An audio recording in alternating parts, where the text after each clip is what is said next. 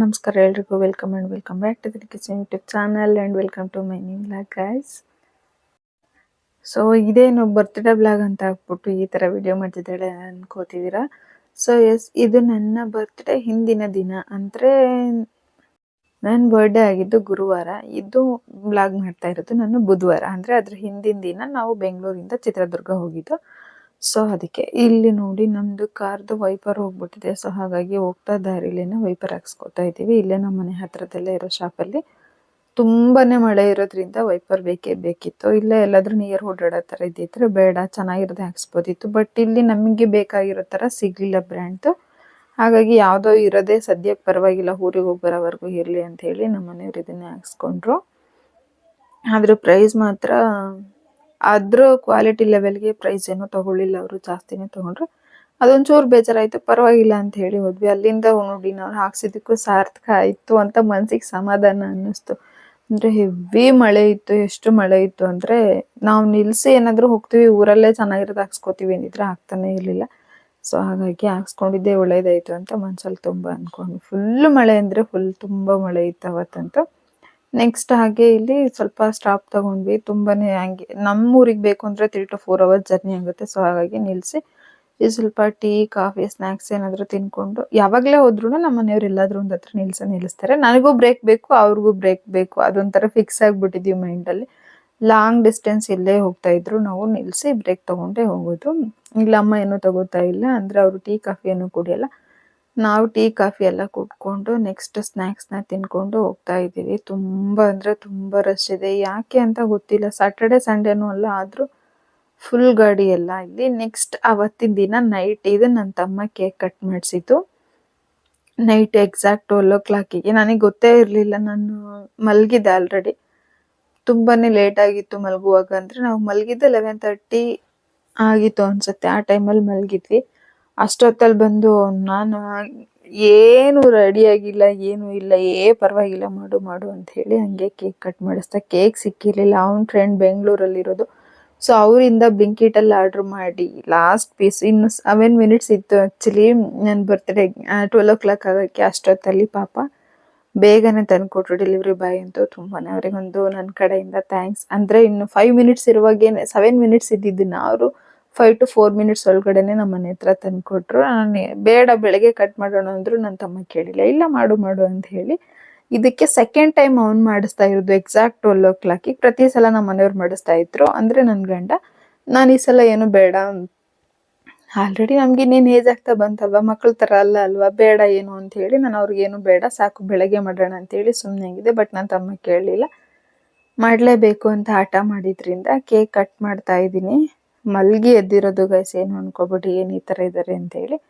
Next cake ಕೂಡ ಅಷ್ಟೇ ತುಂಬ ಅಂದರೆ ತುಂಬ ಕೋಲ್ಡ್ ಇತ್ತು, ತಿನ್ನೋಕ್ಕೂ ಆಗ್ತಿಲ್ಲ. ಅತ್ಲಾಗಿ 12 o'clock ಎದ್ದು ಕೇಕ್ ತಿನ್ನು ಅಂದರೆ ಯಾರು ತಿಂತಾರೆ ಅಲ್ವಾ, ಎಲ್ಲರೂ ಮಲಗಿದ್ರು. ನನ್ನ ತಮ್ಮ ಮಾತ್ರ ಆಚೆಯಿಂದ ಬಂದಿದ್ದು. ನಾನು, ನಮ್ಮ ರಕ್ಷಿ, ನಮ್ಮ ಮನೆಯವರು, ನಮ್ಮಮ್ಮ ಎಲ್ಲರೂ ಮಲ್ಕೊಂಡ್ಬಿಟ್ಟಿದ್ವಿ. ಸೊ ಪರವಾಗಿಲ್ಲ ಬಿಡು, ಇನ್ನೇನು ಇಷ್ಟಾದರೂ ಮಾಡ್ತಿದ್ದಾರೆ ನಮಗೋಸ್ಕರ ಅಷ್ಟು ಟೈಮ್ ಕೊಟ್ಟು ಅಷ್ಟೊತ್ತಿನವರೆಗೂ ಎದ್ದಿದ್ದು. ಅದು ಕೇಕ್ ಸಿಕ್ಕಿಲ್ಲ ಅಂತ ಹೇಳಿ ಎಲ್ಲೆಲ್ಲಿಂದನೂ ಆರ್ಡ್ರ್ ಮಾಡಿಸಿ ನನಗಿಷ್ಟು ಕಷ್ಟ, ನನಗೋಸ್ಕರ ಒಂದು ಪರ್ಸನ್ ಇಷ್ಟು ಕಷ್ಟಪಡ್ತಾರೆ. ನಮ್ಮ ಮನೆಯವರೇ ಆಗಿರ್ಬೋದು, ನನ್ನ ಅಣ್ಣ ತಮ್ಮ ಯಾರಾದರೂ ಪರವಾಗಿಲ್ಲ, ಬಟ್ ಆ ಟೈಮ್ ಕೊಟ್ಟು ನಮಗೋಸ್ಕರ ಎಫರ್ಟ್ಸ್ ಆಗ್ತಾರಲ್ವ. ಸೊ ಅದಕ್ಕೋಸ್ಕರ ಥ್ಯಾಂಕ್ಸ್. ಆ್ಯಂಡ್ ಇದು ನನ್ನ ತಮ್ಮನ ಫ್ರೆಂಡ್ಸ್, ಅಂದರೆ ನನ್ನ ಸಾಗರ್ ಫ್ರೆಂಡ್ಸು, ಅವರು ಕೂಡ ಬಂದಿದ್ರು. ಸೊ ಅವ್ರಿಗೂ ಕೂಡ ನನ್ನ ಕಡೆಯಿಂದ ಥ್ಯಾಂಕ್ಸ್. ನಾನು ಆಲ್ರೆಡಿ ಕೇಕ್ ತಿಂದಿದ್ದೆ, ಪಾಪ ಅವ್ರು ಫೋರ್ಸ್ ಮಾಡಿಸಿದ್ದಾರೆ ತಿನ್ನಿ ಅಂತ ಹೇಳಿ. ಬಟ್ ನನಗೆ ತಿನ್ನೋಕ್ಕಾಗ್ತಿಲ್ಲ, ತುಂಬ ತಣ್ಣಗಿತ್ತು. ಪ್ಲಸ್ ಆಲ್ರೆಡಿ ತಿನ್ನಿಸಿದ್ರು ನಮ್ಮ ಮನೆಯವರು ಮತ್ತು ನಮ್ಮಮ್ಮ ಎಲ್ಲ. ಹಾಗಾಗಿ ನಾನು ಸ್ವಲ್ಪನೇ ತಿನ್ಕೊಂಡೆ. ಆ್ಯಂಡ್ ನಮ್ಮ ಮನೆಯ ಲೈಟ್ ಕೂಡ ಅಷ್ಟು ಬ್ರೈಟಾಗಿಲ್ಲ ಅಲ್ಲಿ, ಹಾಗಾಗಿ ಫೇಸ್ ಎಲ್ಲ ಏನೂ ಕ್ಲಿಯರ್ ಬರ್ತಾ ಇಲ್ಲ. ಪರವಾಗಿಲ್ಲ, ಹೆಂಗೋ ಮೆಮೊರಿಗೆ ಇರಲಿ ಅಂತೇಳಿ ಸುಮ್ಮನೆ ವೀಡಿಯೋ ಮಾಡಿಕೊಂಡ್ರು ಅಷ್ಟೇ ನಮ್ಮ ಮನೆಯವರು. ನೆಕ್ಸ್ಟ್ ಆದರೂ ಮಾರ್ನಿಂಗ್ ನಾವು ಬೇಗ ಸ್ನಾನ ಮಾಡಿಕೊಂಡು, ಬೇಗ ಅಂದರೆ ಲೇಟೇ ಆಗಿದ್ದು, ಯಾಕೆಂದರೆ ನಮ್ಮ ಮನೆ ಲೈನಲ್ಲಿ ಏನೋ ಮಾಡ್ತಾಯಿದ್ರು. ಸೊ ಹಾಗಾಗಿ ಪವರ್ ಇರಲಿಲ್ಲ. ಪವರ್ ಬಂದಮೇಲೆ ಸ್ನಾನ ಮಾಡಿಕೊಂಡು ದೇವಸ್ಥಾನಕ್ಕೆ ಹೋದ್ವಿ. ಮಧ್ಯಾಹ್ನ ಆಗಿತ್ತು. ಆ್ಯಕ್ಚುಲಿ ರಾಘವೇಂದ್ರ ಮಠಕ್ಕೆ ಹೋಗಬೇಕು ಅಂದ್ಕೊಂಡ್ವಿ ಅವತ್ತು ಗುರುವಾರ ಆಗಿದ್ದರಿಂದ. ಬಟ್ ಮಧ್ಯಾಹ್ನಕ್ಕೆ ಕ್ಲೋಸ್ ಇದೆ ಅದು, ಮತ್ತೆ ಈವ್ನಿಂಗ್ ಓಪನ್ ಆಗ್ತಿತ್ತು. ಸೊ ಹಾಗಾಗಿ ಬೇಡ, ಮತ್ತೆ ಕ್ಲೋಸ್ ಆಗಿದೆ ಅಂತೇಳಿ ನೆಕ್ಸ್ಟ್ ನಾವು ಬಂದಿದ್ದು ಬರ್ಗೇರಮ್ಮ ಟೆಂಪಲ್ಗೆ. ನನ್ನ ಅದೃಷ್ಟನೋ ದುರದೃಷ್ಟ ಎರಡೂ ಕೂಡ ಇದೆ ಅನಿಸುತ್ತೆ ಇದರಲ್ಲಿ. ನಾವು ಬಂದಾಗ ಟೆಂಪಲ್ ಕ್ಲೋಸ್ ಆಗಿತ್ತು. ಆದರೂ ಕೂಡ ನಮ್ಮ ಮನೆಯವ್ರ ಇನ್ಫ್ಲೂಯೆನ್ಸಿಂದ ಸ್ವಲ್ಪ ನಾನು ಇನ್ಸೈಡಿಂದ, ಅಂದರೆ ಹಿಂದೆಯಿಂದ ಹೋಗಿ ದೇವ್ರ ದರ್ಶನ ಮುಗಿಸ್ಕೊಂಡು ಹಣ್ಣು ಕಾಯಿ ಮುಗಿಸ್ಕೊಂಡು ಎಲ್ಲ ತಗೊಂಡು ಬರ್ತಾ ಇದ್ವಿ. ಆ ಟೈಮಲ್ಲಿ ನಮ್ಮ ಕಾಲೇಜ್ ಫ್ರೆಂಡ್. ಅಂದರೆ ನಾವು ನರ್ಸಿಂಗ್ ಮಾಡಿದ್ದು JNM ನರ್ಸಿಂಗ್ ಮಾಡಿದ್ದು ಚಿತ್ರದುರ್ಗ. ಸೊ ಅಲ್ಲಿ ನನ್ನ ಫ್ರೆಂಡ್ ಸಿಕ್ತ ಪ್ರಶಾಂತ್ ಅಂತ ಹೇಳಿ, ಅವನ್ನ ಮಾತಾಡ್ಸಿ ಕೂಡ ಖುಷಿ ಅನ್ನಿಸ್ತು. ನೆಕ್ಸ್ಟ್ ಅಲ್ಲಿ ವ್ಲಾಗ್ ಏನು ಮಾಡ್ಕೊಳಕ್ಕಾಗಲಿಲ್ಲ, ಫೋಟೋಸ್ ಅಷ್ಟೇ ತೆಕ್ಕೊಂಡ್ವಿ. ಇದು ನೈಟು, ಅಂದರೆ ಸುಮಾ ಬಂದಿದ್ಲು, ನನ್ನ ಫ್ರೆಂಡು, ನನ್ನ ಚೈಲ್ಡ್ಹುಡ್ ಫ್ರೆಂಡ್ ಸುಮಾ. ಸೊ ಈ ಸಲ 2 ವರ್ಷ ಗ್ಯಾಪ್ ಆಗಿತ್ತು ನಮ್ಮಿಬ್ಬರಿಗೆ. ಅಂದರೆ ಅವಳ ಬರ್ತ್ಡೇ ನನ್ನ ಬರ್ತ್ಡೇ ಇಬ್ಬರು ಜೊತೆಗೆ ಸೆಲೆಬ್ರೇಟ್ ಮಾಡ್ತಾ ಇರಲಿಲ್ಲ. ಸೊ ಈ ವರ್ಷ ಅವಳದು ಕೂಡ ನಾನು ಸೆಲೆಬ್ರೇಟ್ ಮಾಡೋಗೆ ಜೊತೆಗೆ ಸೆಲೆಬ್ರೇಟ್ ಮಾಡೋ ಅವಕಾಶ ಸಿಕ್ತು. ಸೊ ಅವಳು ಕೂಡ ಅಷ್ಟೇ ಬಂದಿದ್ಲು. ಸೊ ಇದು ಅವಳು ಕೇಕ್ ಕಟ್ ಮಾಡಿಸಿದ್ದು ನೈಟಲ್ಲಿ, ಮನೆ ಹತ್ರನೇ ಕಟ್ ಮಾಡಿದ್ವಿ. ಇದು ಖುಷಿ ಆಯ್ತು ನನಗೂ, ಪಾಪ ನೈಟ್ ಎಲ್ಲ ಅವಳು ಇದ್ಲು ನನಗೋಸ್ಕರನೇ. ಹೋಗ್ತೀನಿ ಅಂದ್ರೆ ಆ್ಯಕ್ಚುಲಿ ನಾನೇ ಫೋರ್ಸ್ ಮಾಡಿ ಇರು ಅಂತ ಹೇಳಿ ಉಳಿಸ್ಕೊಂಡಿದ್ದೆ ಅವಳನ್ನ. ನೆಕ್ಸ್ಟ್ ಇದು ನನ್ನ ತಮ್ಮನೇ ಕಟ್ ಮಾಡಿಸಿದ್ದು. ಇದು ಯಾವುದು ಬೆಂಗಳೂರಲ್ಲ, ಇದು ದಾವಣಗೆರೆ ಹೈವೇ ಅನ್ಸುತ್ತೆ. ಈ ರೂಟ್ ನನಗೆ ಗೊತ್ತೇ ಇಲ್ಲ, ಈ ಜಾಗನೂ ನನಗೆ ಗೊತ್ತಿಲ್ಲ. ರೆಡಿ ಆಗು ಅಂತ ಹೇಳಿ ರೆಡಿ ಆದ. ಆ್ಯಕ್ಚುಲಿ ನಂದು ಡ್ರೆಸ್ ಏನು ಗ್ರ್ಯಾಂಡ್ ಆಗಿಲ್ಲ, ಯಾಕೆ ಅಂದರೆ ಈ ವರ್ಷ ನನ್ನ ಬರ್ತ್ಡೇನೇ ಸೆಲೆಬ್ರೇಟ್ ಮಾಡ್ಕೋಬಾರ್ದು, ಜಸ್ಟ್ ಮನೇಲಿ ಒಂದು ಕೇಕ್ ಕಟ್ ಮಾಡಿ ದೇವಸ್ಥಾನಕ್ಕೆ ಹೋಗ್ಬರೋಣ ಅಂತ ಅಷ್ಟೇ ಫಿಕ್ಸ್ ಆಗಿದೆ. ಆದ್ರೂ ಕೂಡ ಅದೇನೋ ಗೊತ್ತಿಲ್ಲ, ದೇವ್ರದ ಏನೋ ನನ್ನ ತಮ್ಮಂದ ಏನೋ ಎಲ್ಲ ಸೇರಿ ಏನೋ ಹೋಗಿ ಕೊನೆಗೆ ನನ್ನ ಬರ್ತ್ಡೇ ಸೆಲೆಬ್ರೇಷನ್ ಮಾಡೋ ಹೋಯ್ತು. ಹೆವಿ ಗಾಳಿ ಇತ್ತು ಇಲ್ಲಂತೂ. ಅವ್ರ ಪಾಪ ಬಲೂನ್ ಎಲ್ಲ ಎಷ್ಟು ಬಲೂನ್ ಹೋಯ್ತು, ಎಷ್ಟೇ ಸ್ಟಿಕ್ ಮಾಡಕ್ ಹೋದ್ರು ತುಂಬಾ ಗಾಳಿ ಇರೋದ್ರಿಂದ ಬಲೂನ್ಸ್ ಎಲ್ಲ ಹೋಗ್ತಾ ಇತ್ತು. ಪರವಾಗಿಲ್ಲ ಬಿಡು, ಇನ್ನೇನು ಮಾಡೋಕ್ಕಾಗಲ್ಲ ಅಂತ ಹೇಳಿ ಹಂಗೆ ಕೇಕ್ ಕಟ್ ಮಾಡೋಣ ಅಂತ ಹೇಳಿ ರೆಡಿ ಮಾಡ್ಕೋತಾ ಇದ್ದಾರೆ ಇಲ್ಲಿ. ಅಂಡ್ ಗಾಯ್ಸ್, ನಿಮಗೆ ನನ್ನ ಬರ್ತ್ಡೇ ವಿಶ್ ಮಾಡಿರೋ ಎಲ್ರಿಗೂ, ಫ್ಯಾಮಿಲಿ, ಫ್ರೆಂಡ್ಸ್, ಕೊಲೀಗ್ಸ್ ಎಲ್ಲರಿಗೂ ಕೂಡ ನನ್ನ ಕಡೆಯಿಂದ thank you so much once again. So ನನ್ನ ತಮ್ಮ ಅಂತೂ ನನಗೆ ಏನು ಬೇಡ ಅಂದರೂ ಅವ್ನು ಕೇಳ್ತಿಲ್ಲ, ಅವ್ನಿಗೆ ಏನು ಇಷ್ಟನೋ ಹಾಗೆ ಮಾಡ್ತಿದ್ದೇನೆ. ಸೆಲೆಬ್ರೇಷನ್ ಮಾಡಬೇಕು ಅಂದರೆ ಮಾಡಬೇಕು, ಅವ್ನಿಗೆ ಏನೇನೋ ಒಂಥರ ಖುಷಿ. ಅವ್ನ ಖುಷಿ ನೋಡಿ ನನಗೂ ಖುಷಿ ಅನ್ನಿಸ್ತು. ಅಂದರೆ ಈ ವರ್ಷ ನಾನು ಇಲ್ಲೇ ಮನೇಲೆ ನನ್ಗೆ ಡೈಬ್ರೆಸ್ ಹಾಕು, ಇಲ್ಲೇ ಸೆಲೆಬ್ರೇಟ್ ಮಾಡ್ಕೊಂಡ್ಬಿಡೋಣ. ಸೆಲೆಬ್ರೇಷನ್ ಮೀನ್ಸ್ ಕೇಕ್ ಕಟ್ ಮಾಡಿ ಎಲ್ಲರೂ ಊಟಕ್ಕೆ ಹೋಗೋಣ ಆಚೆ ಅಂದ್ಕೊಂಡಿದ್ವಿ. ಬಟ್ ಏನೇನೋ ಹೋಗಿ ನಮ್ಮ ಮನೆಗೆ ನಾನು ಮತ್ತೆ ದುರ್ಗಕ್ಕೆ ಹೋಗೋ ಆಗಾಯಿತು. ಅಂದರೆ ಹೋಗೋ ಪ್ಲ್ಯಾನ್ ಕ್ಯಾನ್ಸಲ್ ಆಗಿತ್ತು. ಬಟ್ ಏನೇನೋ ಹೋಗಿ ಕೊನೆಗೆ ನನ್ನ ತಮ್ಮ ಇಲ್ಲ, ಫೋರ್ಸ್ ಮಾಡಿ ಕರೆಸ್ಕೊಂಡ ಬಾ ಅಂತ ಹೇಳಿ. ನೋಡಿ ಇದವನೇ ಕೇಕ್ ಕಟ್ ಮಾಡಿಸ್ತಿರೋದು. ಅವ್ನ ಪ್ಲ್ಯಾನ್ ಆ್ಯಕ್ಚುಲಿ ಬೇರೆನೇ ಇತ್ತು.